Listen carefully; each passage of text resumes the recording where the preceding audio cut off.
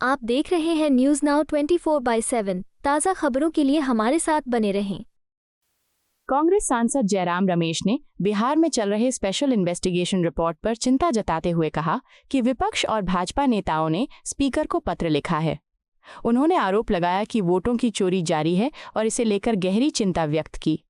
जयराम रमेश ने कहा, यह अभी बिहार में शुरू हुआ है, फिर पश्चिम बंगाल, असम और अन्य राज्यों में भी होगा।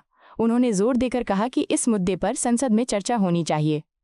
उनके अनुसार अगर चुने हुए प्रतिनिधि लोकसभा में चुनावों पर चर्चा नहीं कर सकते तो लोकतंत्र का इससे बड़ा अपमान और क्या हो सकता है। हम मांग करते हैं कि इस पर लोकसभा और राज्यसभा दोनों में चर्चा कराई जाए।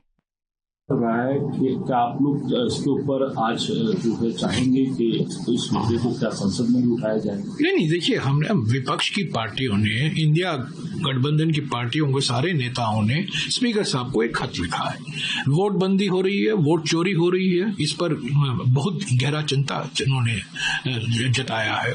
ये सिर्फ अभी बिहार में शुरुआत हुई है, उसके बाद में पश्चिम बंगाल में होगा, असम में होगा, सारे राज्यों में होगा। तो इस पर एक चर्चा करनी चाहिए।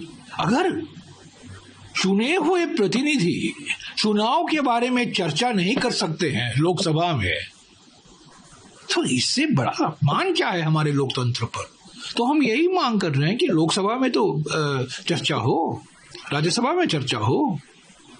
राज्यसभा में हम तो चुनकर आए हैं ना, लोग विधायकों को चुनते हैं, विधायक राज्यसभा के सदस्य को चुनते हैं।